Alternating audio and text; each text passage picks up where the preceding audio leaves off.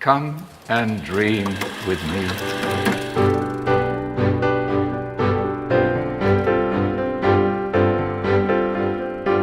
Hello, welcome to What Do You Want to Watch, the Explosion Awakes premium media podcast. Every fortnight we get together to talk about movies, TV and online content and help you answer the question, should you be excited for the Sonic the Hedgehog video game movie thing coming out this year? I'm your host, Ashley Hobley. Joining me today is Dylan Blight. No. And also Nicholas Pryor. No. Cool. So this week's episode is going to be a bit different. We're going to talk about our Trakt.tv year in review, talk about some of the movies coming out in 2019, and then hit our movie we ended up watching. So let's jump straight into it with our Trakt.tv VIP 2018 year in review. Of course, Trakt.tv, the one place to go to track everything you've watched this year and last year and every other year. Isn't that right, Dylan? Sure is. And all the years in the future. All right. Damn right. Nick, why don't you kick us off? How many plays did you have this year? 551. Dylan? 729. Holy shit, get a life, man. 1,054. Holy fuck. I take back everything I said, Dylan. How many hours? Okay, let's just how many hours? Nick? 436. Dylan? 617. 868. How many? 868. Yeah, there you go. Yeah, You're that's the a definite winner on that one. So next thing in the list. What was the first play of 2018 for you, Nick? Mine was Black Mirror season 4, episode 4, Hang the DJ.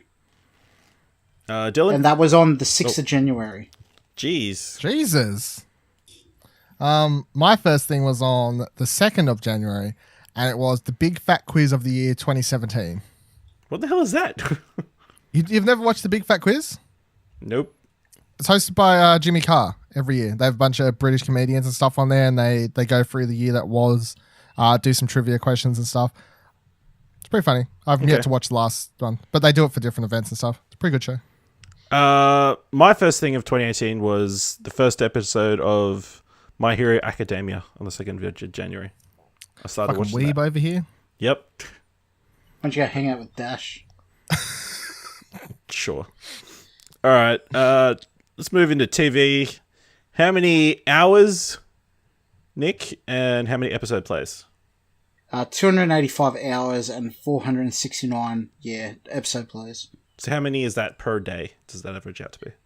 0.8 hours per day and 1.3 episodes per day. Dylan? 346 hours watched with 573 plays, which is 0.9 hours per day, 1.6 plays per day. Jeez. Geez, you guys' numbers are slack. I watched 622 hours with 916 plays, so that works out to be 1.7 hours per day, 2.5 episodes per day. Yeah. I'm not surprised, to be honest. Yeah. All right. What was your what are your top 3 most watched shows? Oh, Nick.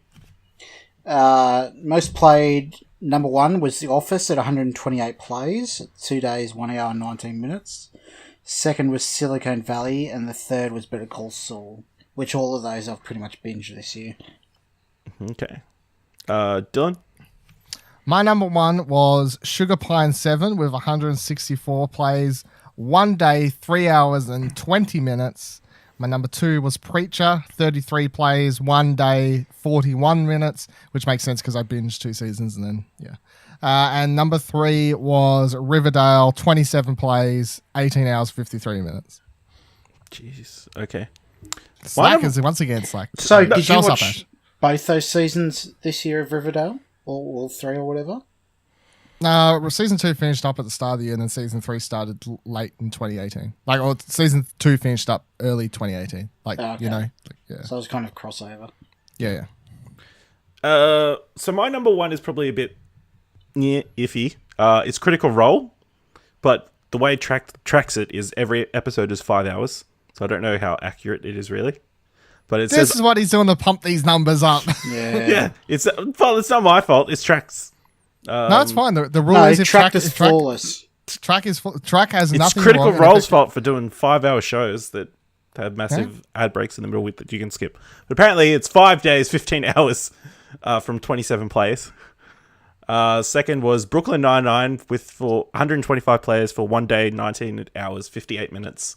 And Do you number just 3, constantly rewatch that? yeah. Or did you only discover it this year? No, I think I've rewatched the season, the whole series once through, and then just cherry pick some episodes as well on top. And then Designated Survivor, I watched both seasons. That equates to 1 day, 8 hours, and 1 minute Is that from show 46 good? players. Yeah, it's okay. What were your top 3 genres, Nick? Comedy, drama, and science fiction, which was also tied with fantasy and action. Dylan? comedy with 22 shows, drama with 21 shows, and science fiction with 13 shows. And mine was comedy with 32 shows, drama with 30 shows, and fantasy with 17 shows. So pretty... I feel like that's a pretty standard comedy drama ratio. It does seem I like feel weird. like a lot of overlap, I think. Yeah. Let's move on to movies. What are your hours watched and movies played, Nick? 152 hours watched, which is 0.4 per day, and 82 movie plays, which is 0.2 per day. Okay. Dylan? 271 hours watched, 0.7 per day. 156 movie plays, which is 0.4 per day. Okay, now I don't feel so bad. I had 246 hours watched, which is 0.7 per day, apparently. And 138 movie plays, which is 0.4 per day. So, I come back in the movies category. yeah, you come back in the movies category. So, Nick, what were your top 3 most watched movies of the year? Number 1 is The Death of Stalin, with 2 plays for 3 hours 34 minutes. Number 2 was The Hateful Eight. Number 3 was The Wolf of Wall Street, which I won't really count because I didn't watch it all the way through, so I'm going to go to number 4, Paint Your Wagon. Okay. Dylan, what were your top 3? Number 1 was Solo with 3 plays, which equates to 6 hours 45 minutes. Number 2 was Mission Impossible Fallout with 2 plays, which comes to 4 hours 56 minutes. And number 3 was Ready Player One, much to my dismay, with 4 hours 40 minutes shared between 2 plays. Interesting. And my top 3 were Avengers Infinity War with 3 plays for 7 hours 27 minutes.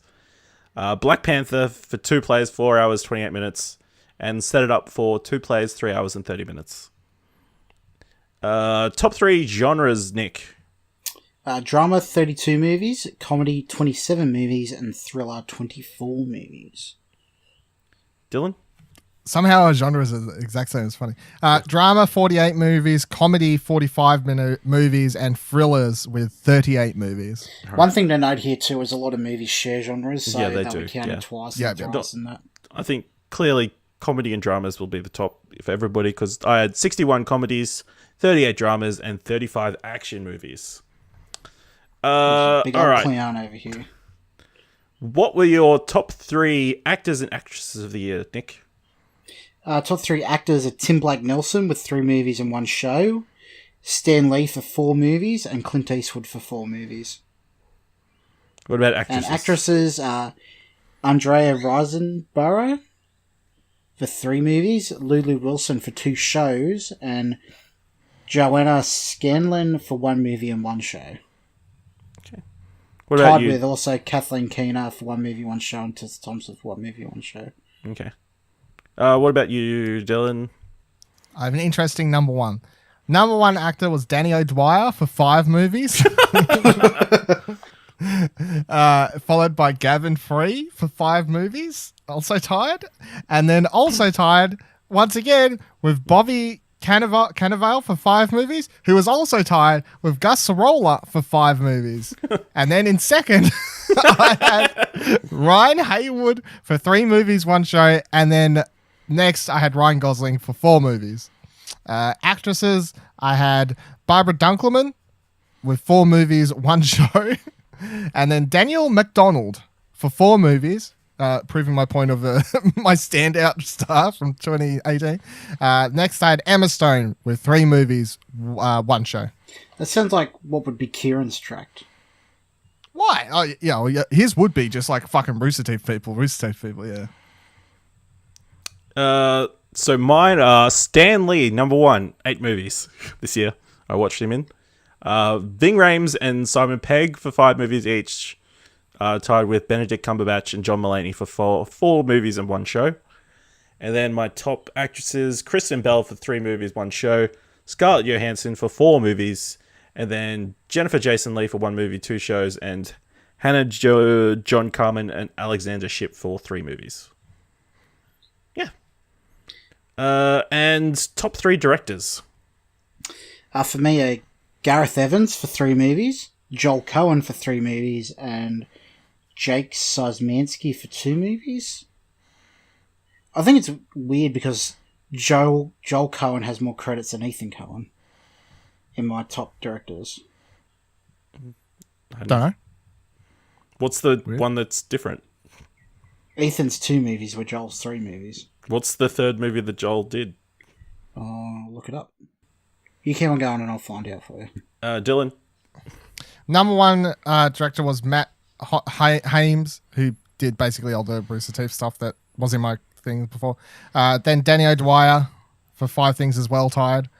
Then second, Gareth Evans, 3 movies. And then third, Jon Favreau for 2 movies. Okay, it was Oh Brother, Where Art Thou, where Ethan Cohen doesn't have credit. Jeez. Oh, there you go. Interesting. My top 3 is Christopher Storer for 3 movies, but he just did a bunch of stand-up specials that I watched. Then I've got Rawson Marshall Thurber, Gary Ross, Gareth Evans, Brad Bird, and Bo Burnham all on 2 movies. So, yeah. Interesting. What do we learn about ourselves? Probably watch way too much TV and movies. That we're overqualified for the show. Yeah, we watch a lot. That's for sure. And if you'd like to check those stats, Trakt.tv. You have to sign up for a VIP membership. Yeah. Sign up for a VIP membership. Tweet at Trakt. Let them know that we sent you.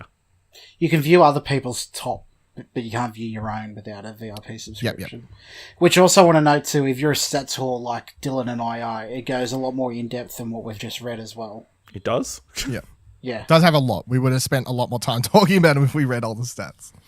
Yeah. Like episodes per week, per month, per what day, time during the day. Crazy. All right, let's talk about everything coming out this year. Well, not everything, but most of the stuff that's coming out this year. Because I've got a pretty big list. All right. Let's kick things off with the movie that came out yesterday, Glass. Following the conclusion of Split, Glass finds David Dunn pursuing Kevin Wendell Crumb's superhuman figure of the Beast in a series of escalating encounters while the shadowy presence of Elijah Price emerges as an orchestrator who holds secrets critical to both men. We haven't had a chance to check it out yet. I'm sure we're going to be talking about it by the time next episode comes around. You guys pumped? I'm very excited. So am I. Yeah, so it's named Glass after Samuel L. Jackson's character, Mr. Glass, Elijah Price, from the movie Unbreakable, probably M. Night's most underrated film. Although I'm sure after what was the other movie called? The James McAvoy one? Split. Split, thank you. I'm sure after Split, more people checked out Unbreakable that hadn't seen it before. That's what happened with me. Yeah, because I definitely know that when I saw Split in the cinema, when spoilers, it's not spoiler at this stage, really, fuck off, this movie's coming out. When Bruce Willis shows up at the end of that movie, I was sitting there like, oh my fucking, like that was one of the most, I wouldn't say shocking, but like it actually took me by such a surprise because I wouldn't have called that in a million years, Bruce Willis showing up there. And him with that, the like his outfit and everything and being in an M. Night film, straight away I knew, I'm like, that is the Unbreakable character. And Unbreakable is a really, really great film. But I was the only one I like did that whole thing in the cinema. I was like, anyone out? No, just me. Okay, cool.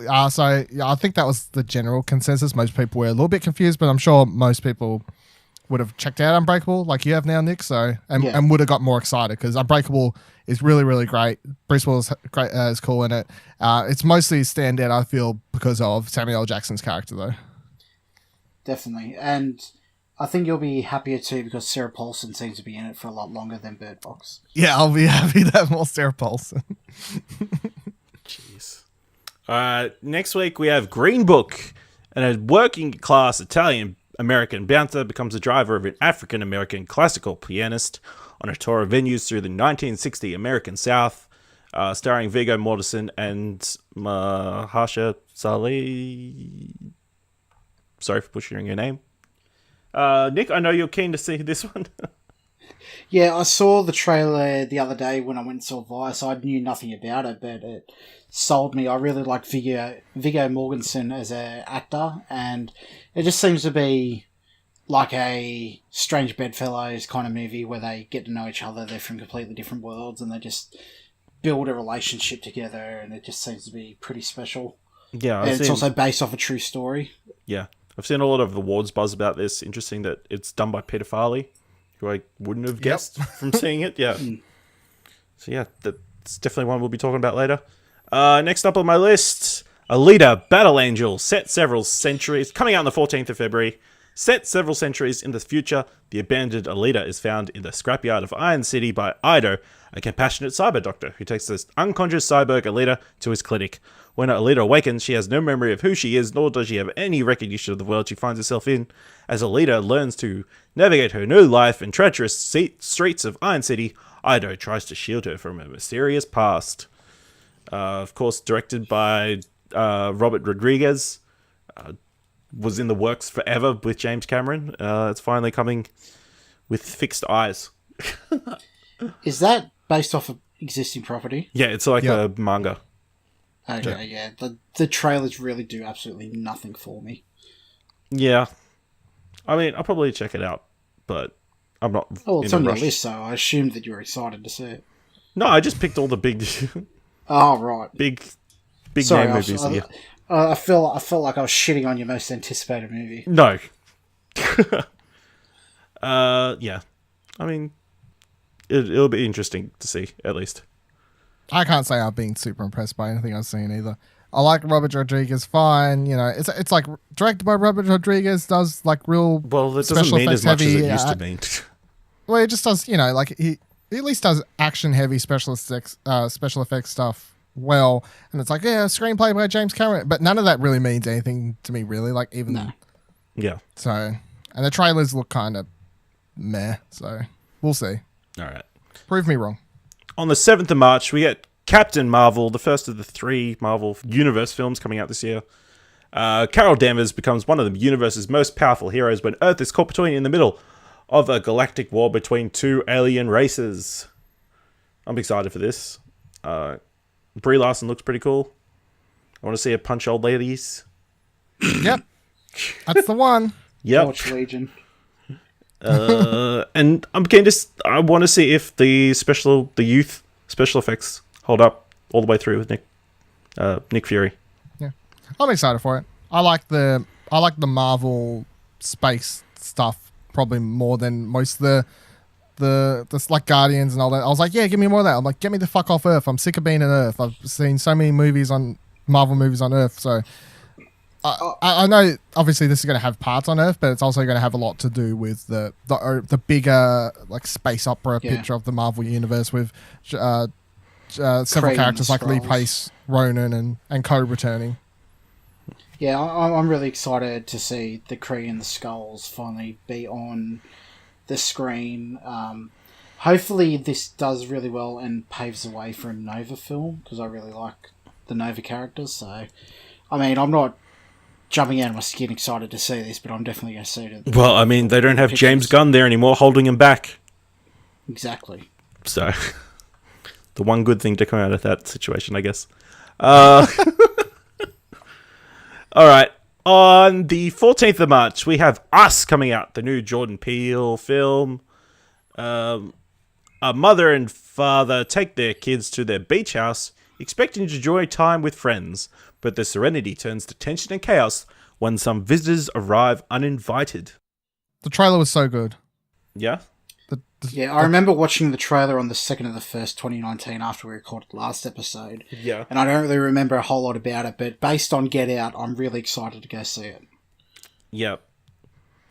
It certainly was I've something. watched I've watched the trailer a couple times now. I think it's a fucking fantastic trailer. The start of the trailer where they introduce the song, and then how they turn that song from the car, like, sing it, clap your hands, and whatever else. And then by the end of the trailer, they've turned that song into such a creepy aspect of the whole thing.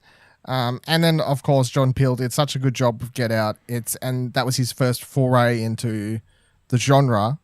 So it's certainly exciting to see what he does the second time around. The cast looks really, really cool. You got Winston Duke, Elizabeth Moss, Lupita, and then You want to go? I think this. Yeah, I can't say it. I fuck up a name every time. That's why I was going to just ignore it. But that's fine. Just call me out. I'm sorry, Sure. Lupita. I like you in all the films you're in, from Star Wars to Black Panther. But they call me out. The cast looks really good and everything. So I'm 100% down. Also, very difficult name to search. Yes, Just think about that, Jordan, for future reference. it is. On the 21st of March, we have the Lego Movie 2, the second part. The citizens of Bricksburg face a dangerous new threat when Lugo Duplo invaders from outer space start to wreck everything in their path. The battle to defeat the enemy and restore harmony to the Lego universe takes Emmett, Lucy, Batman, and the rest of their friends to faraway, unexplored worlds that test their courage and creativity. No, the trailers haven't really thrilled me, but I'm very interested to see what they do with the film. I suspect I'm going to make a prediction that the live action parts of the first Lego movie aren't going to show up in the second. You don't reckon? Full stop? Yep. I'll be surprised. I would be very surprised if they showed up again. I just don't, with the way the story is going, from what I've seen in the trailers and stuff, I'd be very surprised. Yeah. Well, I love the first movie. Is the thing. Like, I adore the first movie. Every trailer for this that they've put out so far, I just reckon it looks meh. One big old meh. Nothing about it really interests me. So I don't know. Like, if it's the script, I can't tell, because obviously it's a trailer, so I can't tell if it's just the story aspect or the fact that the directors are different for this one. So yeah. I think that might be it. Yeah. Which is obviously Lord Miller are all very busy guys now. They were off doing a different animated movie. And also another franchise movie that didn't pan out. Yep. All right. Then, on the 28th of March, we get the live-action Dumbo movie.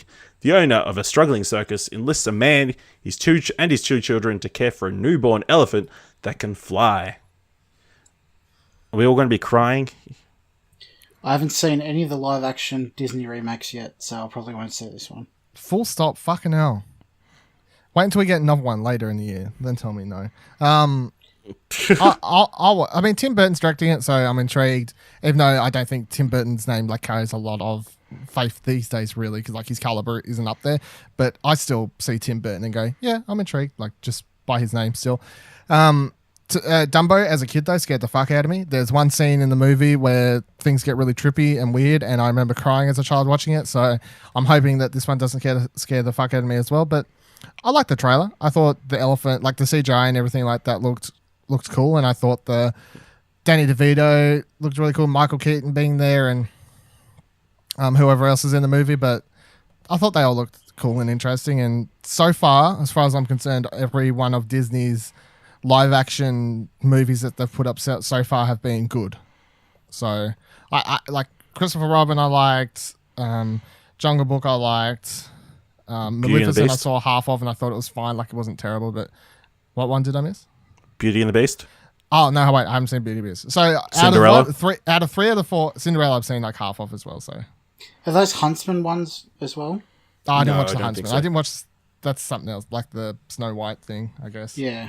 I don't think that's included, or one of their Yeah, I films. wasn't sure. Next up, on the 4th of April, we have the Pet Sematary remake. Louis Creed, his wife Rachel, and their two children, Gage and Ellie, moved to a rural home where they were welcomed and enlightened around the eerie Pet Cemetery, located near their home. After the tragedy of their cat being killed by a truck, Louis resorts to burying it in the mysterious pet cemetery, which is definitely not as it seems, as it proves to the Creeds that sometimes dead is better. Yep. this trailer, I remember seeing the trailer for this. Is creepy looking. Yeah, I love the book, so I'm definitely going to go see this. I haven't seen the original yet, but I reckon I'll watch it before I go to this to compare the two as well. I haven't seen the original for a very long time, like since I was in since I was in high school, so I might rewatch it as well. Depends. And the sequels? I've never seen any of the sequels. No. It's a cool premise though. Simple premise that you can turn into a scary thing, of course. And I really like John Lithgow. Yeah, I was about to say John Lithgow's in this, so that's like a plus as well. I feel like the movie could be lower quality, but John Lithgow could like kind of carry it somewhat. Depends. Yeah, that season of him and Dexter was the best one. Yeah, well, yeah, scary, and that he's scary in that. The directors doing this one both did The Holidays, like some stuff on that I just saw, which I liked enough. So, but they don't like have any much behind them. Is there anything like a couple episodes of Scream TV series or whatever? So this could be a big proving point for them, I suppose. Yeah. So hopefully it's good. Next up, on the 4th of April as well, we have Shazam! You have to say it like that. Billy Batson is a streetwise 14-year-old who can magically transform into the adult superhero Shazam. Simply by shouting out one word. His newfound powers soon get put to the test when he squares off against the evil Dr. Thaddeus Savannah. I'm really keen for this. I think it looks pretty good. I think... Yeah, Is this another Aquaman situation? Yeah! Aquaman's a good movie, so I hope so. I'm a Zach Levi fan. I think the big with superheroes concept has a lot of space for them to explore. Yeah. No, I think this looks fun. I'm down for this. The trailer was cool. Zachary Levi looks to be having a lot of fun with it. Mark Strong always plays a decent bad guy, I suppose. So yeah. That's the thing. The thing I find most interesting about this whole movie project since they announced it was that the person directing it, David F. Sandberg, just does horror movies. Yeah, it's interesting choice. So now it's like... But, yeah, obviously he pitched something that they liked. Yeah. Yeah, but do we trust their taste in pictures? No. Out on the 11th of April, we have the new Hellboy. Hellboy, caught between the worlds of the supernatural and human, battles an ancient sorceress, bends on revenge. I'm cautiously optimistic. I think David Harbour looks dope as Hellboy. But other than Daniel Day Kim in the trailer, I didn't think anything really stood out. Actually, now that I think about it, I'm kind of getting RIPD vibes from it. No. But yeah, I'll probably definitely go see it because I like Hellboy as a property, but I am not. Yeah, I'm the same as you, cautiously optimistic. I thought the trailer was bad. There wasn't anything interesting about it, and I didn't like the way it was cut and edited, the music choice, anything. It was just really weird. But I like Neil Marshall, the person that's directing it, because he did like one of my favorite horror movies, which is The Descent. But most of his movies are all very stylish horror action thriller. Like it does a genre that when you look at on paper and they say, hey, do you want to do the Hellboy movie? You go, yeah, that makes sense. He can do that really well. But then it doesn't match up to what I've seen in the trailer at all. So it's odd. Yeah. Hopefully the trailer was just put together weirdly By to try and get an audience, a certain audience or whatever. And hopefully when the actual movies come out, it's nothing. It's more in line with the Hellboy property, I guess. Yeah, that'll go over well. Also on the 11th of April, we have Missing Link. Tired of living a solitary life in the Pacific Northwest, Mr. Link, an 8 foot tall and covered in fur, recruits fearless explorer Sir Lionel Frost to guide him on a journey to find his long lost relatives in the fabled valley of Shangri-La. Along with the adventurer Adelina Fortnight, the trio encounters their fair share of peril as they travel to the far reaches of the world. Through it all, they learn that sometimes one can find a family in the places one least expects. This is the new Leica film. I really like Paranorman and Kuo and the Two Strings, so I'm looking forward to checking this one out. I remember seeing the trailer; it was really pretty good with Zach Galifianakis playing like the Yeti guy who's trying to fit in. Yeah, so I'm pretty keen for this one. Yeah. I haven't watched either Paranormal or Cubo, so I can't help you. Sorry, Ash. Can't help you. All right, and then on the 24th of April, probably the biggest film of next year, at least box office wise, I expect. We have Avengers Endgame. The description I found was: adrift in space with no food or water, Tony Stark sends a message to Pepper Potts as his oxygen supply starts to dwindle. Meanwhile, the remaining Avengers, Thor, Black Widow, Captain America, and Bruce Banner, must figure out a way to bring back their vanquished allies from an epic showdown with Thanos, the evil demigod who decimated the planet and the universe. Can this live up to the hype? Anything is possible. This as much as this is definitely going to be a surefire hit, this is definitely going to be the most risky film, I think, when you think about it. Because they've got to undo everything they've just done and then set up the future of the franchise. Well, this is the end of book one, basically. As much as they've split it up into, what Phases. do they call it?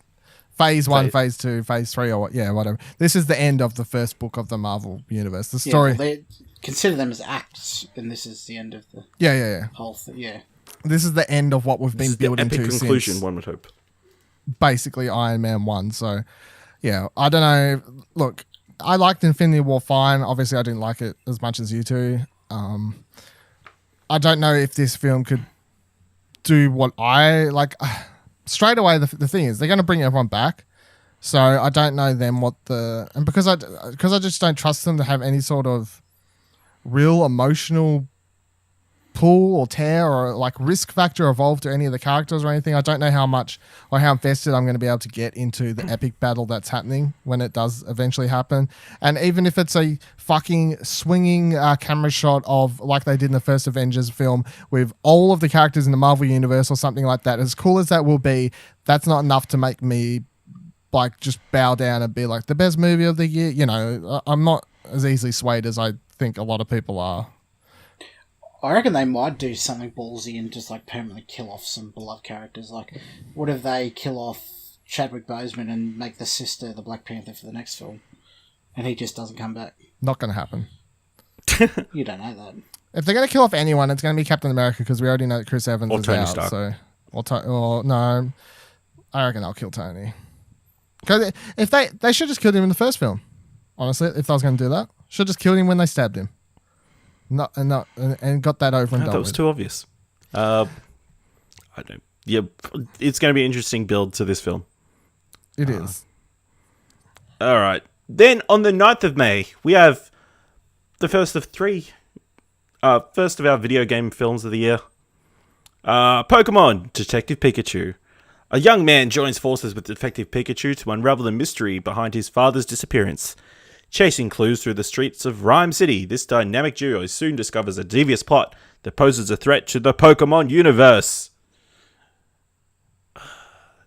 Is this going to be good? I'm ready, and it's going to be good. Movie of the year. Please say it's going to be good. Look, I'm kind of undoubtful at this stage that this... That's what I'm saying. I don't doubt, and I highly expect this to just be the default best video game movie we've all had. Ever. Not that that's a high bar to reach, really, but I expect this to be that. I expect this to be the first overall well-received video game-based movie. My biggest issue is going to be if I'm going to be able to separate Ryan Reynolds from Pikachu. I think after a little while, you just forget. If they do their job properly, you'll forget it's Ryan Reynolds. It'll just be Pikachu. I don't know if I'll be able to get over that personally. Okay. Well, I don't watch every Ryan Reynolds movie and go, it's Deadpool. Like there's no Ryan difference Reynolds. to me him voicing than just seeing him in any other movie. You know, like what's the difference? Any animated film. Yeah, like I'm not that associated as Ryan Reynolds is Deadpool to me. I'd seen Ryan Reynolds in a million movies before Deadpool. He's not that associated to that character for me. I don't know where you got Deadpool from, though. I wasn't thinking Deadpool. I was just thinking, is Ryan Reynolds going to be able to separate... Is Ryan Reynolds just going to be Ryan Reynolds, or is Ryan Reynolds going to be able to be Pikachu, I guess, in a way? Like, it may not be an issue for both of you, but it might be an issue for me. Okay. Take your issues and stick them in the Jigglypuff and get out of here. It's alright. It's going to fail compared to the next video game movie. Oh, I'm sure. So then on the 16th of May, we get John Wick 3, Parabellum. Legendary hitman John Wick must fight his way out of New York when a $14 million contract on his life makes him the target of the world's top assassins. As someone who hasn't watched a John Wick film, should I be excited? What? This has Haven't watched been a brought up. single one. I'm Yeah. shocked. But I'm probably going to have to watch them before this comes out. Probably. I probably said I'll probably watch the first one before the second one comes out, too. No, I didn't say that. Only because there's no record of it. Yeah. Both John Wick movies are good. I think the first one is better than the second one, though. So, Yeah, it'll be interesting to see if it's able to elevate itself back up, or at least keep it the same quality as opposed to going down. I feel because I felt the second one. This dips, one's as long as directed this by doesn't the dip. director of the second one, whereas obviously the director of the first one went off and did other projects.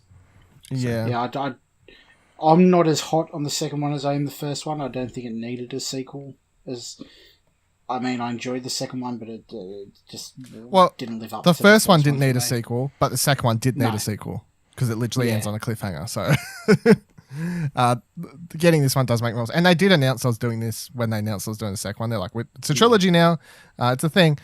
But I suppose the one benefit of these movies, or John Wick movies, is that as much as I thought the second one was a step down, a lot of elements, it still had really cool action, really well put together fight scenes, really well choreographed action scenes, really stunning shots and places and whatever else. And just seeing Keanu Reeves in that character is fun because it's Keanu Reeves just being a badass, which I quite enjoy. So even if it's a step down, I may come out and be like, well, that franchise died going out way worse than it was when it started. But I'm sure I'll just enjoy the journey, even if I think it's bad at the end. I'm hoping for a trailer to win me over a bit more because I know they released that picture the other day where he was in the desert with his dogs and Halle Berry or whatever else. I'm like, well, that's something. But Why is he so upset? He's got It isn't another what dog. What's going to happen to those dogs, actually? Oh, okay. Is it even actually going to come out here this year, though? yeah. Mm. Oh no! Well, it online says that's Yeah. the date I got listed for Australian release. So Yeah. it might be out Until in it's out in America cinemas, I don't tomorrow, believe but anything. it's out 16th of May here. On the 23rd of May, we get the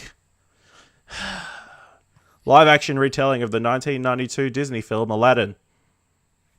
I'm not excited for this. You said with that with such enthusiasm. I'm not excited for this at all. What part? Same thing. I'm probably not going to watch it. What part turns you off so much? Guy Ritchie. Human Will Smith. Will Smith, yeah. Just everything we've seen so far just doesn't grab me. You know what I found so... Look, I'm in the same boat. I think this looks terrible. But the thing I found so interesting is about that e-cover or whatever they put out. Why with Will on Smith. earth would you do that? Yeah, I have no idea. Because they put it out and Will Smith's just there normal. Just and don't then they put followed him it in up. the photo. And they were like, oh, no, wait. Like, that's just a photo. But he will be blue in the movie.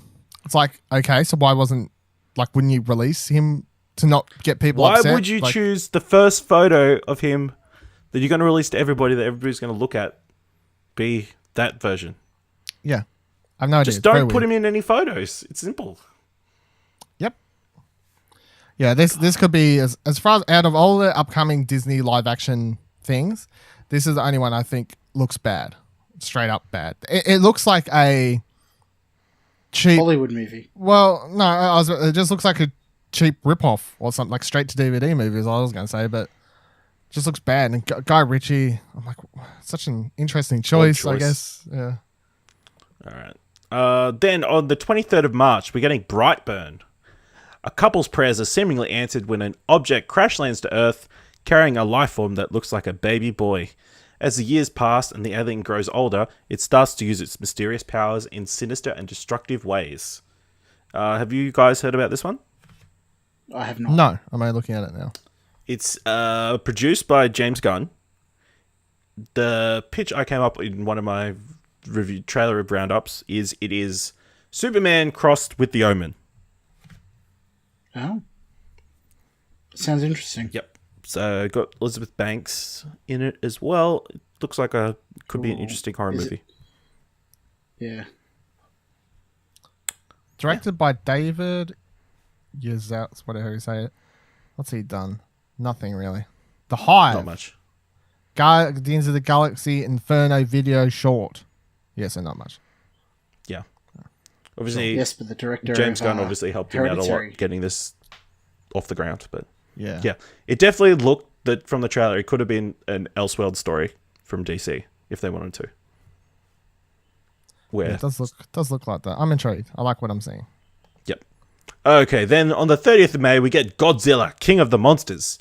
Members of the cryptozoological agency Monarch face off against the battery of god-sized monsters, including the mighty Godzilla, who collides with Mothra, Rodan, and his ultimate nemesis, the three-headed King Ghidorah? Sure. Go with that.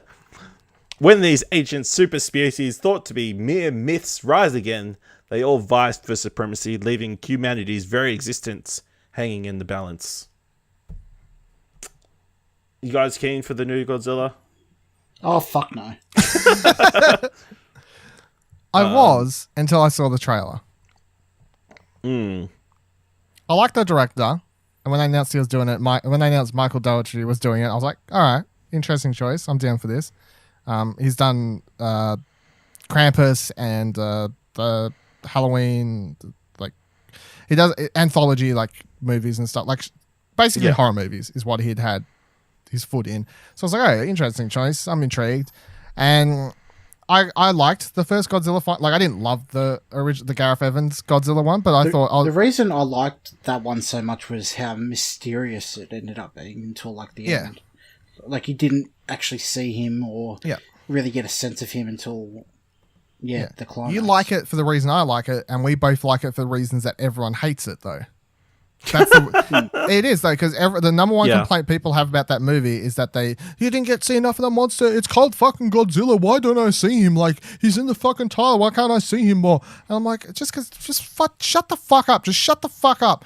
So annoying. And I watched the trailer for this one, and it's just straight up the complete opposite of Godzilla. It is the monsters are there, they're in front of you, blah blah blah blah, and I'm sure the fights will be cool for a moment or whatever, but I don't know if they could be cool enough to entertain me for what I'm sure is like a 2.5 hour long movie or something. So I don't know. There's still a lot of good actors in this that I think there'll be a lot of the human stuff. Good in actors there as well. doesn't make a good movie. yeah, I don't know how far a good actor goes in a monster movie, like especially when you can see how but heavy you the wouldn't. focus. They wouldn't take the roles unless there was some sort of Yeah, they story. would. They'll take What it about- because there's high paychecks.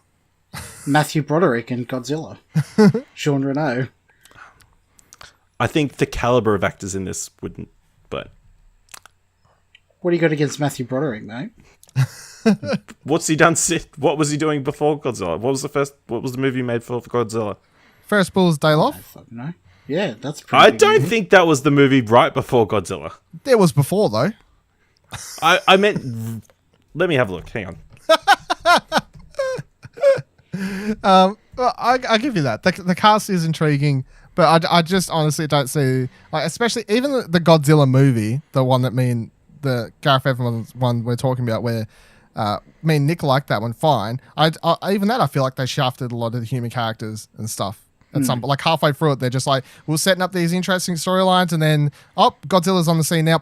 Forget them, fuck them, get the fuck out of here. So if this movie's going to start where where that one ends, where it's like, the monsters enter the scene now, so the human characters don't matter anymore. If that's this movie from the very start, then I don't have much faith in the human characters at all.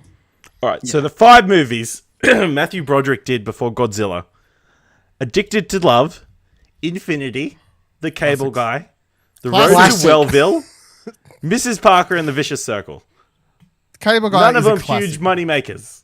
Cable Guy. made Cable all the Guy money. is a cult hit. Didn't get appreciated till well after it came out. all the money. No. My point stands. 30th of May, we get Rocket Man. an epic musical fantasy about the uncensored human story of Sir Elton John's breakthrough years. Yes. I'm pretty keen for this. I really like Elton John as an artist, so I'm really excited to see. And the thing I like a lot about it is the kind of surrealism of it. Yep. Like there's scenes where he's like floating and Yeah, all that it's not kind going of to be hard to Bohemian Rhapsody. Really, it's just a biopic. This is a full-on musical. It's going to be... There's going to be crazy dance numbers. The only thing I think will be divisive is I'm pretty sure Taron Egerton is going to be singing in his natural voice, and he doesn't sound like Elton John, which is the only thing that I think... If you wanted to hear Elton John, go put it on one of his albums. Yeah. This is his own thing, so yeah, I'm keen for this. Yeah, it's an interpretation. All right, so on the 6th of June, we finally get Dark Phoenix. The X-Men face their most formidable and powerful when one of their own, Jean Grey, starts to spiral out of control. During a rescue mission in outer space, Jean is nearly killed when she's hit by a mysterious cosmic force. Once she returns home, this force not only makes her infinitely more powerful, but far more unstable. The X-Men must now band together to save her soul and battle aliens that want to use Grey's new abilities to rule the galaxy. I'll be honest, that description makes it sound more interesting than the trailer ever did. The thing I'm most excited about is that this is potentially the last one before Marvel takes control. Yeah, that's true. But, yeah. I thought the last X-Men movie was the worst of all of them. So, yep. I thought Apocalypse was even worse than Last Stand, and that's saying something. So my only thing that stands out with this one is it's directed by Simon Kinberg, so it's at least like it's someone else in the director's chair. And Simon Kinberg, he hasn't directed much, but he has his hand in a lot of stuff. He deserves his chance, including a lot of Star Wars properties. Yeah, so like as much as I kind of want to hate on it, and I don't like what I've seen about it, I'm more open simply because he's directing it instead of Bryan Singer. Whatever his name was. It's Bryan Singer thing instead of Bryan Singer. So like if it was him, I'd just be like, nope, I'm out. Don't care at all. Because it's Kinberg in the director's chair, I'm still just like I don't really care, but I'm at least willing to watch the trailer with some kind of openness to it. Then on the 13th of June, we get Men in Black International. The Men in Black have always protected the Earth from the scum of the universe.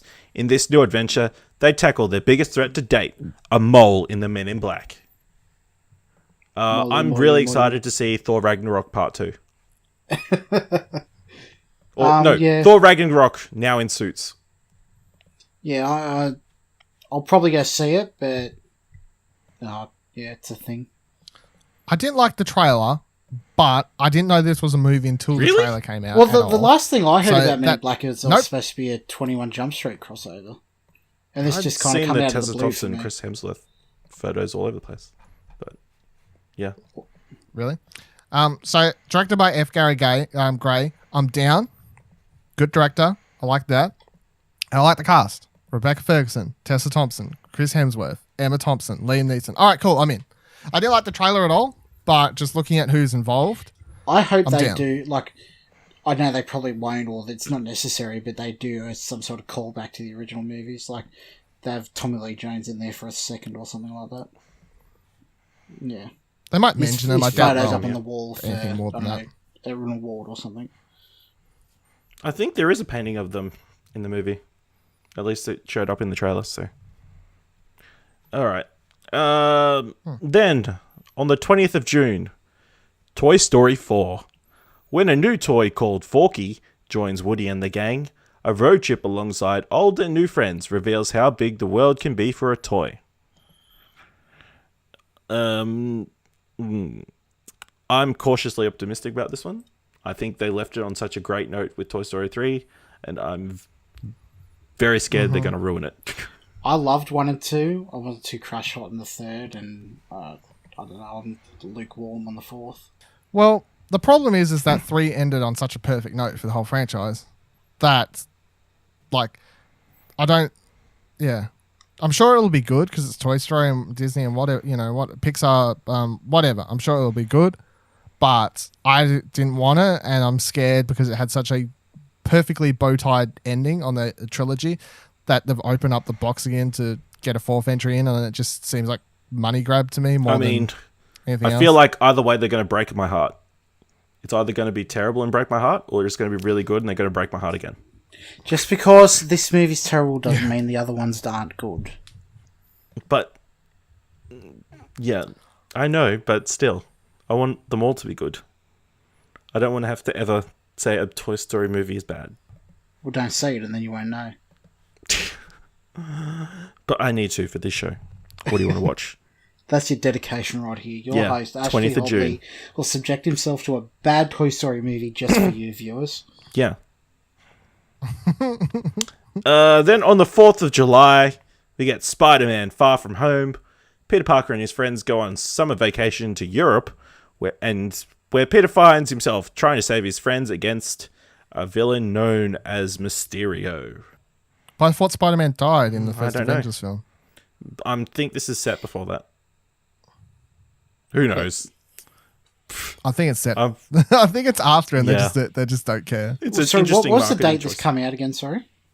The 4th of July. It's odd that July they're 4th. all smushed into the first half of the year. Well, they did the same thing this year. Yeah, I know. It just seems...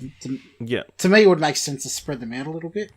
but it's Disney because What's their they've got summertime? their other They're like properties holiday towards the other period. half of Oh, the I year. suppose you got Star Wars and... Yeah. Don't spoil the list. Yeah, I'm excited to see this. Mysterio is one of my favourite Spider-Man villains. It'll be interesting to see how they handle the different country aspect of it. But, yeah, I'm definitely going to go see it. Yeah. Jake Gyllenhaal should be good, hopefully. Yeah. I think the best Spider-Man movies and stories happen in his own city, neighbourhood. I don't know how well it's going to go in a different country. Yeah. It'll be interesting, if nothing else.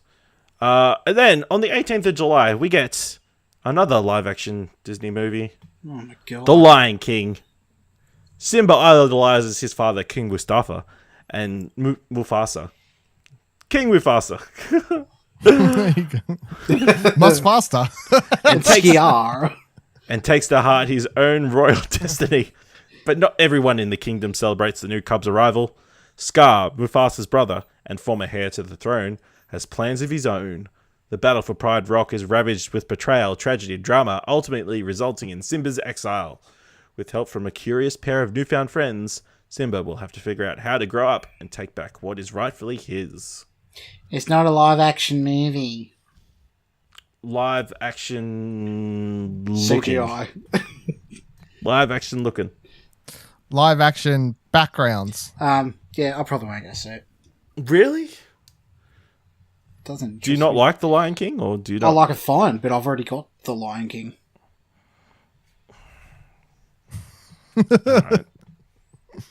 I reckon this looks the best out Yeah. of all the upcoming We've only seen a from what we've snippet. seen.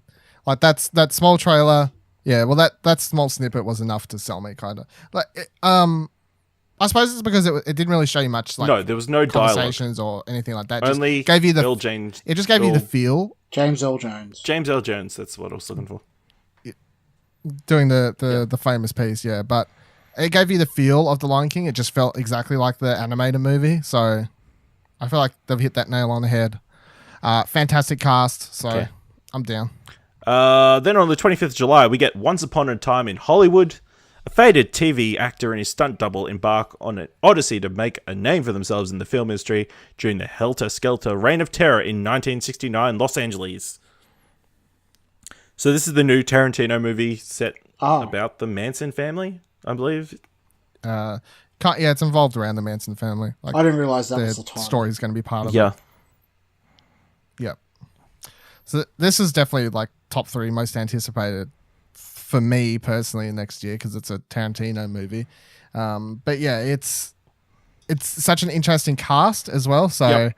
you're gonna Do you want have me to list off names, or? yeah, go for it. Leonardo DiCaprio, Brad Pitt, Margot Robbie, Dakota Fanning, Al Pacino, Damian Lewis, Tim Roth, Emil Hirsch, Timothy Olyphant, Kurt Russell, Luke Perry, Michael Madsen, James Marsden is in it You've as well. forgotten Scoot McNairy. Cliff.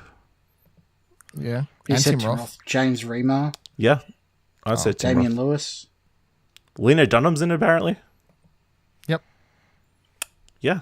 So pretty Huge much cast. everybody in Hollywood, it looks like. Yeah, well, it's called Once Upon a Time in Hollywood, so that only makes sense. So, yeah, if you don't know, Margot Robbie is apparently playing Sharon Tate as well, so that's interesting, to say the least. Roman Polanski's Who's playing first Roman? wife. Yeah, and, of course, the one that was murdered by Manson family. the Manson family, yeah.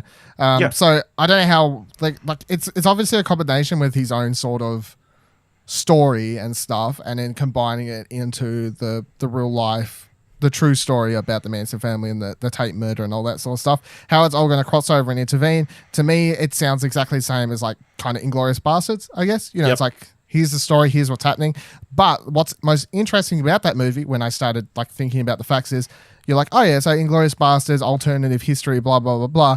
Spoilers for Inglourious Bastards. At the end of Inglourious Bastards, they kill Hitler. They fucking like shoot the fuck out of him and whatever else, and it really takes a right swing with that story because Tarantino likes to have fun with it. So then I'm like, what's he gonna do in this? Is he gonna piss people off and like do some weird stuff with Manson, or it's just intriguing to see what he will do with that story, and I can see potentially being a troublesome movie for 2019, depending on what happens. Either way. The cast alone, I feel, is enough to warrant interest. Yep, I'm definitely excited. Yeah.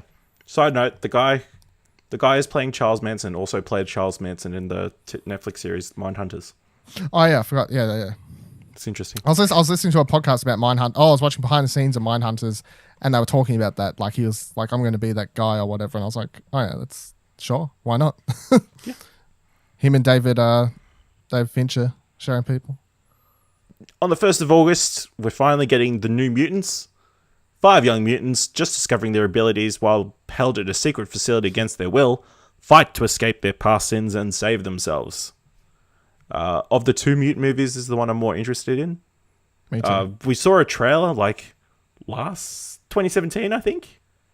And then it got delayed for ages for reshoots and stuff. Yeah. It's got a pretty solid cast of like young and up and coming actors, so I think this. I'd like to know. Cool. I'm not sure. Like, I don't know if this is just a bullshit story, but they did say that they delayed it in line with the X-Men movie and whatever, and then they decided because they did delay it that just to open up the possibility of reshoots because they had time. Whether or not that story is bullshit or not, but like that story kind of leads you with more faith than they delayed it. They delayed it because they had to do reshoots rather than they just chose to because they had time, I guess. So it says in the Wikipedia, this was then delayed for over a year, allowing for reshoots to make the film more frightening. So, yes, please. Interesting. Well, the trailer was like, does definitely just set it up as a horror movie. So I'm interested because it's a different type of movie told with that universe. It's not just another superhero movie. Yeah, well, this is the thing. It's like you have all these properties, and in the comics they do so many. They do different genres with superhero characters and whatever else.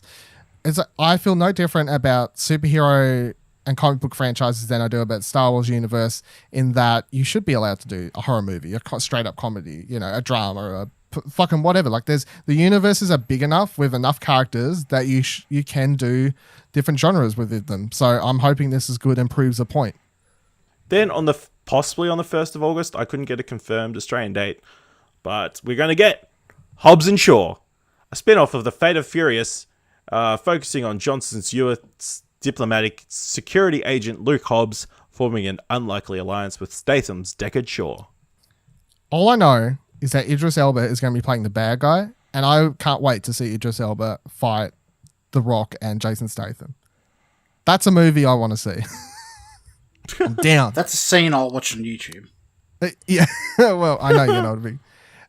It's funny. I am like semi-excited. I'm not like crazy excited because one of my problems with the last Fast and Furious movie was like the sudden character change with Jason Statham and how it kind of pissed me off since he murdered Han and all these other sorts of things in the previous film. Then all of a sudden they kind of swung him around into being not a good guy, but middle ground, like in that one. I was like, don't forgive him so easy. He did like kill one of your best friends. Like, what the fuck?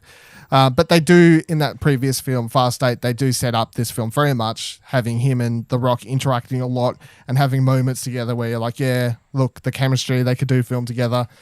And look, Fast and Furious stuff aside, this is one of The Rock's, I'm sure, 20 films he's got coming out next year. So it's going to make money either way. It's The Rock starring in a movie with Jason Statham. Money. Okay. As long as they change the name, which apparently it officially is Fast and Furious Presents Hobbs and Shaw. Please no. That is awful title. That is awful. I've never heard that. Then on the 29th of August, we have Dragged Across Concrete. Once two overzealous cops get suspended from the force, they must delve into the criminal underworld to get their just due. Nick, you're excited about this one? I am. It's another Ness Craig Zahler film, and by all reports, it's doing very well at the festival circuit, and yeah, I'm really excited to see it. Cool. If people want to get a taste, what should they see? What films? They should see Brawl in Cell Block 99 and Bone Tomahawk. Okay. All right, then on the 5th of September, we get It, Chapter 2. The evil clown Pennywise returns 27 years later to torment the grown-up members of the Losers Club. Yep, I'll be saying that too. Loved it. Love Stephen King. Gonna watch it. Yeah. I liked the first It film fine. I had some problems with it, but it was good. And the characters were good. And what's his fuck who played Pennywise was very, very, very good, and probably the standout of that film. So at least having him come back for this one and playing Pennywise again is enough to go, yep, it's going to be scary and off-putting, and he's just becomes that character so otherworldly. And I like the cast that they've got for the adult versions of the characters as well. They all kind of line up for the kid version nicely, I feel. So yeah. Then on the 12th of September, we're getting the Artemis Fowl film. Artemis Fowl is the second. A young Irish criminal mastermind kidnaps the ferry leprechaun officer Holly Short for ransom to fund the search for his missing father in order to restore the family fortune. Did you guys ever read the Artemis Fowl books? nope. No. Nope, me neither. So I was hoping one of you had, but I suspect this will probably be either a big success or a big failure this year. Yeah. Also on the 12th of September, we have Downton Abbey, the continuing saga of the Crawley family and their servants who worked for them in the English countryside in the earlier 20th century. My nan will watch it. Yeah. I tried to keep I up feel with like Downton it hasn't Abbey. been that long since it ended. No, it was only 2017, I think. So, and I'd never watched the final season. So, and at this stage, I'd rather just rewatch it from the start. So, yeah. maybe I'll rewatch it all, catch up. It's a thing I just never got into. It's better than you'd think. Is the thing, you know? Then, on the 19th of September, we're going to get graced by Dora the Explorer. Having spent most of her life exploring the jungle with her parents, nothing could prepare Dora for the most dangerous adventure ever, high school. Always the explorer, Dora quickly finds herself leading Boots, her best friend, a monkey, Diego, and a ragtag group of teens on an adventure to save her parents and solve the impossible mystery behind a lost Incan civilization. All I know is Benicio del Toro is playing Swiper, not swiping. So that's that's a thing, so and I don't care to watch it, but that's intriguing. Swiping, no swiping. Wait till we see a trailer. On the 3rd of October, there's going to be Gemini Man. An elite assassin becomes the target of a mysterious young operative who can seemingly predict his every move. This is the new Will Smith / Ang Lee film. So, could be potentially good. Ang Lee carries weight, so yeah, we'll see. He hasn't done much since Life of Pi, I don't think. I don't think he's done anything, has he? Or did he do like a documentary, I think, or something. Something, yeah. Also on the 3rd of October, we're getting Joker. A failed stand-up comedian is driven insane and becomes a psychopathic murderer. DC movie that I'm actually going to go to the movies to watch. Yeah? What is it about this that Is it just Joaquin? Yeah, pretty much. Yeah, it's going to be interesting. I feel like this is definitely going to be divisive. Because every DC film so far hasn't been. Yeah, I know. Well, Wonder Woman is the least divisive. Then on the 10th of October, we're getting Zombieland 2. Columbus, Tallahassee, Wichita, and Little Rock move to the American heartland as they face off against evolved zombies, fellow survivors, and the growing pains of the snarky makeshift family. I'll probably see this, but I don't know how much that I'll want this. I also saw news the other day that Dan Aykroyd and Bill Murray are signed on for it as well. That's cool. Yeah. So, I don't know. I mean, Ruben Fleischer hasn't had the greatest track record recently, so... but yeah, I'm cautiously optimistic. It could be good. Yeah. I really love the first one, so...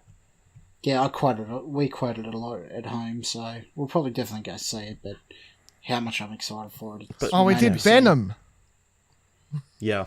Oh, well, I'm sorry, I was just... Venom? Yeah, okay.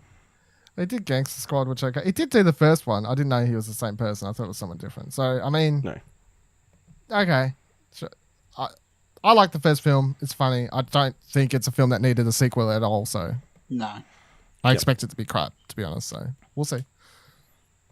On the 24th of August, we're getting the rebooted Charlie's Angels, directed by Elizabeth Banks. Kristen Stewart, Naomi Scott, and another young up-and-coming woman. I think this is pretty cool. It sounds like they've got an interesting premise where it's like it's a franchise thing across the world. There's a bunch of Bosleys. Like the Bat Family. Yeah, sort of. It could be interesting. I reckon it could be good. I have no attachment really to the previous two movies or the original 70s or 80s, whatever it was, series. So it has the potential to be intriguing. Then, currently slated for the 1st of November, we have Untitled Terminator reboot. Oh, God. Plot unknown. I have not watched any of the... I have not watched Terminator Genesis. I have not watched Terminator Salvation, but I'm excited for this one. And this... that's basic... All right, so you got Tim Miller directing it. You got James Cameron involved here at some... That's the part that bothers me. What? James Cameron Really? involved somewhere? I'm pretty sure he's only producing it or something like that, though. Yeah. Yeah, he's only producing it. He didn't write the screenplay or anything. But he's on board. So you got Tim Miller directing it, but the part that excites me the most is Linda Hamilton back as Sarah Connor, and she looks badass in every fucking picture I've seen. And I'm 100% down for returning Linda Hamilton kicking ass as Sarah Connor. Mackenzie Davis is in it, and I reckon she's great as well. Arnold Schwarzenegger is back, of course, which isn't really that a selling point, or else I would have watched the last Terminator film. But everything I've seen about it, and every time I've seen a photo of it, I like what I see. So, Yeah. it has potential. I just basically want to watch Linda Hamilton kick ass. Is all I want. I'll wait until we record the episode that you two have seen it, and then I'll decide to go see it. Have you watched previous Terminator movies, Ash? I've watched everything up to Salvation. Have you watched Salvation? Yeah, I watched Salvation. I haven't watched Okay. Genesis. Okay, you've seen more than me. I'm like, do I need to watch? I need to look up and find out if this requires me watching those ones, because this is the movie that'll actually get me to watch Salvation. And Well, Genesis. it's a reboot, so I believe it's meant to be a direct sequel to 2. Yeah, but it's got the original Sarah Connor, I don't know, time travel. Yeah, look, if it's a direct sequel to 2 and they're forgetting 3, Yeah, they could do that. So on. That's it. That's the thing. That's the rage at the moment. That's the rage at the moment. Yeah, they make a sequel direct to the movie before they went shit. See Halloween just past year. Yeah. Then yeah, I don't need to watch those movies still. So cool, I'm good. On the 28th of November, we're getting Frozen 2. Elsa, the Snow Queen, and her sister embark on an adventure far away from the kingdom of Arnendale. I still haven't watched the first one. Really? Yeah, no. I It's solid. unfortunately have seen the first one. I should probably watch it before Kingdom Hearts 3 comes out. Yeah, otherwise you would definitely not understand the plot. Or you'll go continuing believing Sir Donald and Goofy completely fixed everything in that world. Yeah. That's what happened in the movie. Spoilers, it isn't. I think what the problem is I missed it and I kept hearing that fucking song being playing over and over and over and it made me never want to watch the movie. Let it go. Yes, that one. Maybe I'll watch it Yeah. soon. Maybe I'll just watch it soon. It's fine. Yeah, just watch it. Then on the 5th of December, we're in an animated Addams Family film. An animated version of Charles Addams' series of cartoons about a particularly ghoulish family. I think this could be pretty cool. The art style that we saw looks interesting. The cast is pretty solid. With Oscar Isaac and Charlize Theron as the Gomez and Morticia, and Chloe Moretz as Wednesday Addams.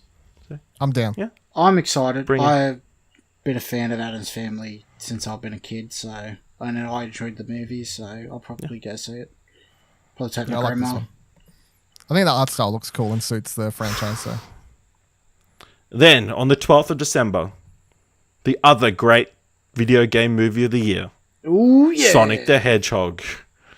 Juvenile delinquent Sonic the Hedgehog and local policeman Tom Wachowski must stop Dr. Robotnik from completing his plans for world domination.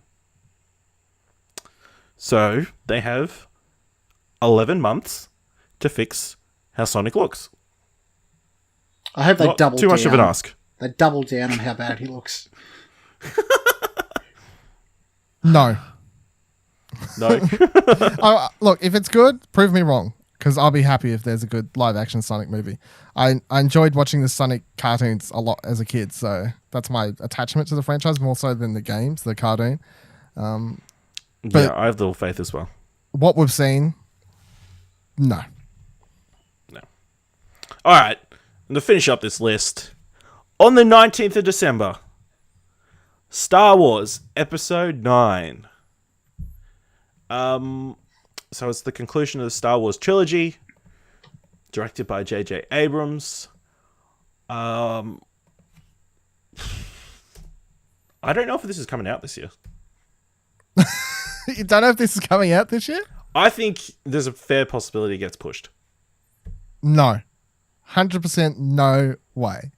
They're not. This movie's not getting pushed. You don't know? Do you know? No, they won't. It will not get pushed. So Disney has been very good about these release dates. Like once they've kind of stuck them for the most part, I feel like they moved solo, obviously, but like with with the trilogy ones, they haven't missed them. And even with Episode 7, I remember they were saying they were still editing that movie 3 weeks out from release, but they weren't moving the release date. They're like, we're going to hit it. We're going to hit it. We're going to hit it. And we'll just do it. So Just because I don't reckon they doesn't will. mean they won't. I don't reckon they're going to miss 2 Christmases without Star Wars. 2 years of no Star Wars Christmas. I think they learnt their lesson from last year. And I don't think they're going to do that again. I think from now on, they're going to want to have a Star Wars movie every Christmas. I hope not. I hope they space it out a bit more. I'm happy to have one every Christmas if you're listening, Lucas film. Yeah. I don't Doesn't know, matter yeah. if Lucas is listening. They're still shooting at the moment. I mean, how quickly can they get the special effects done? Or are they crunching the visual effects teams or Yeah, hiring like 100-hour 50 weeks. different teams to work on it? I don't know. I have faith. It'll come out. Okay. Also, one of my most excited things about just coming into 2019 is I can be excited about a Star Wars movie again, because I found it really weird last year after Solo came out to not have a Star Wars movie leading up to it at the end of the year, and that's why I'm quite happy to have one at the end of every year, because I got used to that after a couple of years in a row of at the end of the year there's a Star Wars movie and I can spend all year building up to it. And Entitled. when's the name going to come? When's the trailer going to come? Give me a little bit more information. Where's the spin-off books? Where's the comics? You know, all that sort of stuff. And not having that last year I found really weird. So yeah, I'm excited. I'm excited to build up. I don't know what we're going to be doing with Alderaan Explosion this year, but they'll be back at some point, I'm sure. So get ready for some Star Wars talk. All right. But there's really nothing to theorize, though. It's the other thing. It's like, what is there to say? it's coming this year. We know nothing. We don't know the name of it yet. We don't know the trailer. We've had fuck all nothing leak about it at all, really. So I don't know when we're going to find out stuff.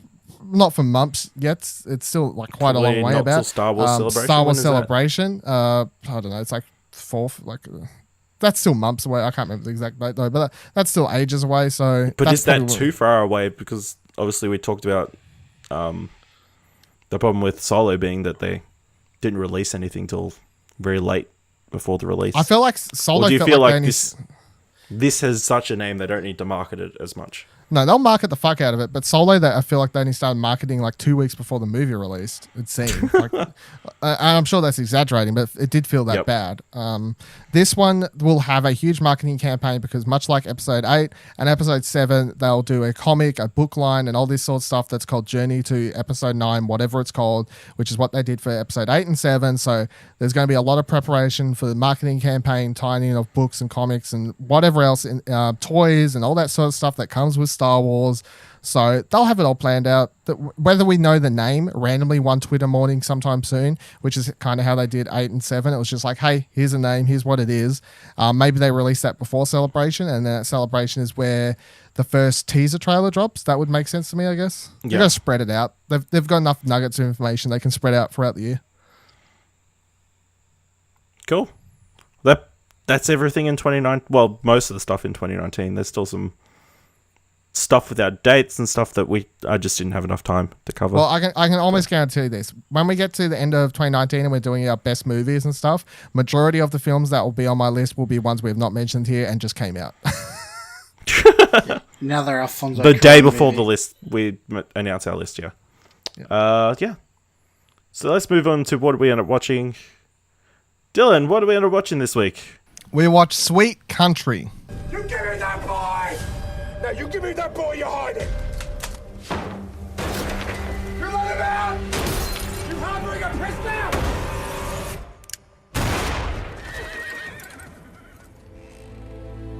Harry March's dead. That black fella Sam killed him. You see it? No. Sorry, sir. There's been a shooting. We gonna catch this murder? Yes, boss. When? Real soon, boss. Sam's way smarter than we are. All these days, we never come within 2 miles of him. He's probably sitting out there now, looking at you, laughing. I'm not going back. I know he's here somewhere. I'm gonna get him. Sam? Coming for you. It won't be long. It won't be long, Sam! Yes, Sweet Country, the movie by Warwick Thornton, is set on the Northern Territory frontier in the 1920s. Justice itself is put on trial when an aged Aboriginal farmhand shoots a white man in self-defense and goes on the run as a posse gathers to hunt him down. I picked the film this episode. Obviously, it won the actor, so for the best Australian film last year. And I figured, seeing as it's Australia Day coming up, this would be a relevant pick. Read into that what you will. Nick, what did you think of the film? It was fine. I didn't hate watching it, but I didn't particularly love it either. I think it was very slow. The absence of music was an odd choice for me. I didn't think it worked. I think it helped make the pacing go even feel that much slower. A lot of the acting for me felt really stiff as well, outside of the guy that got shot. Other than that, I wasn't particularly enamoured by any of the acting either. Interesting. I mean, the story overall was good, but it's just a lot of the elements of the movie itself just fell a bit flat for me. Dylan, do you agree with Nick? I thought it was really, really good.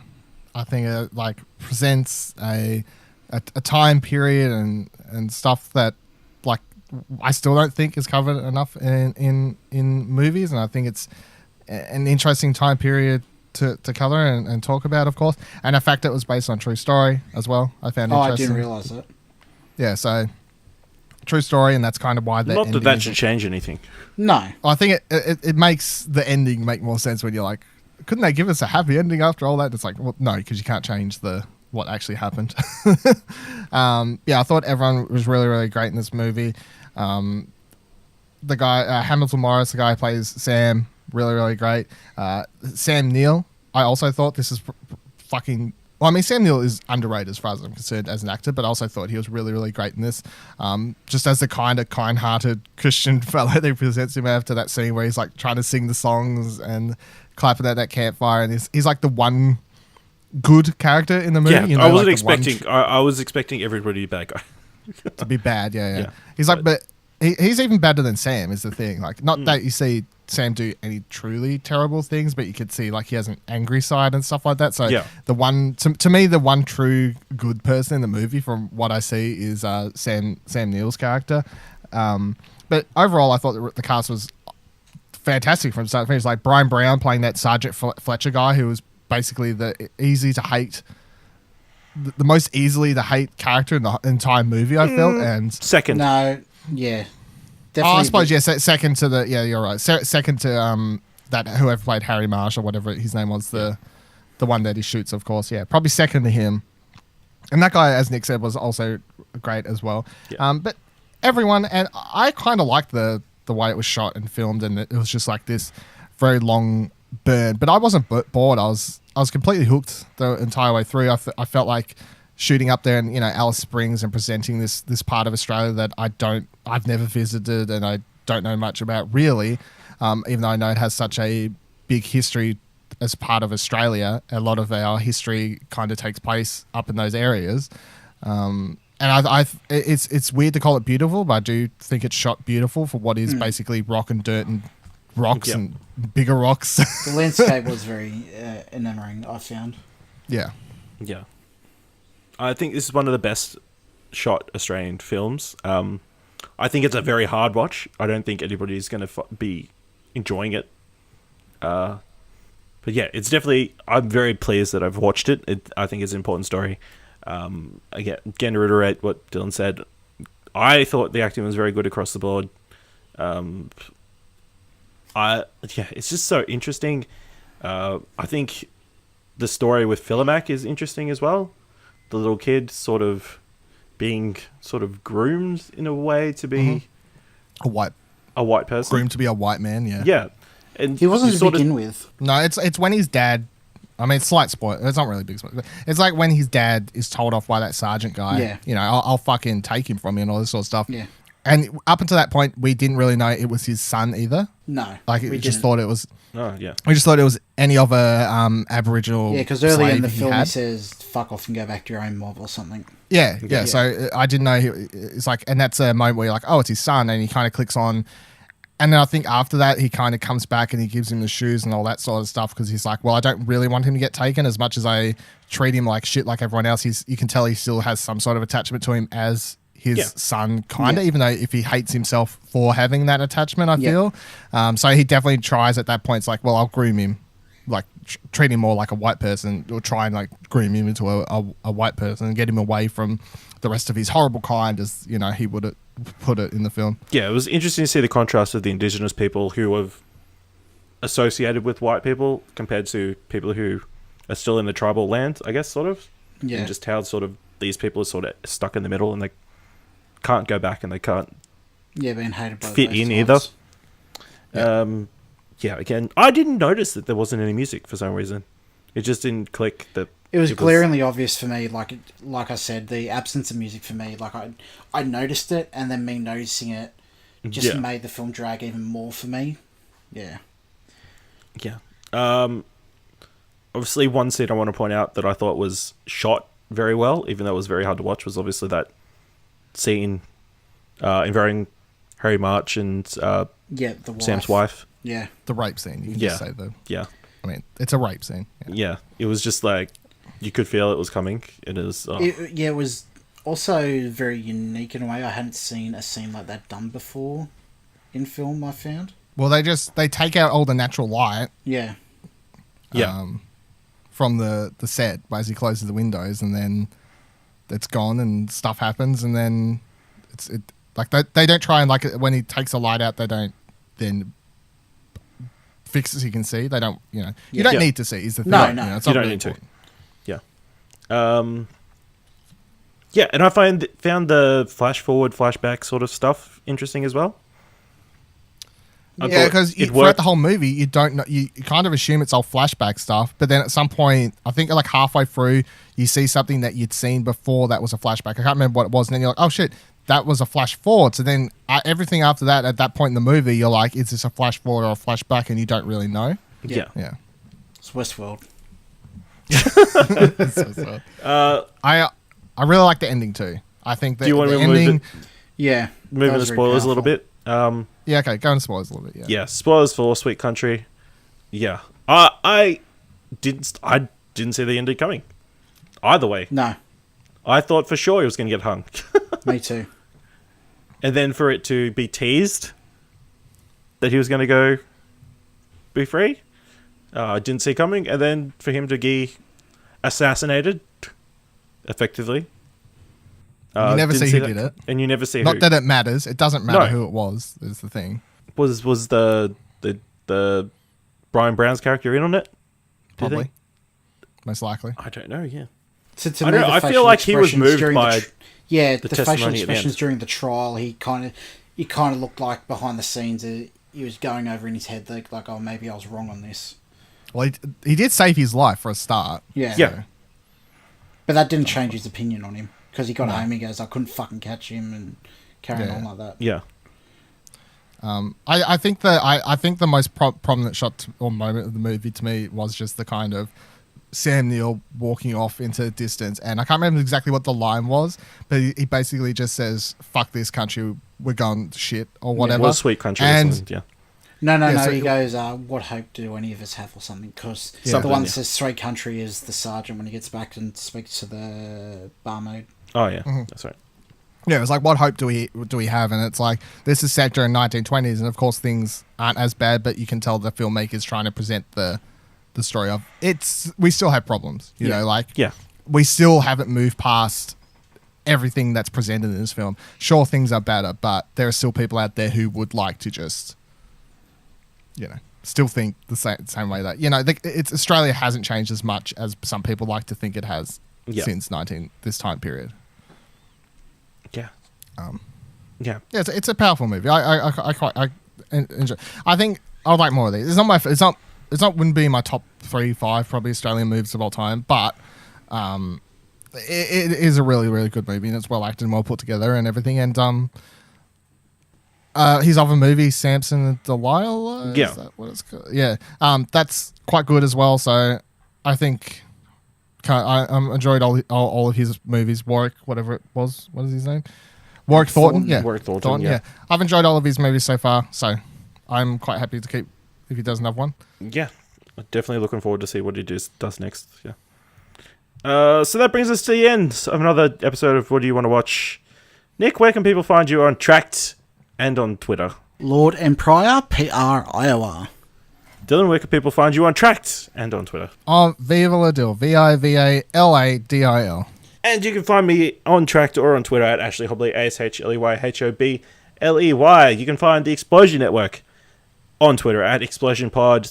You can find us doing stuff over on twitch.tv/Explosion Network. You can find other stuff that we do over at youtube.com/Explosion Network.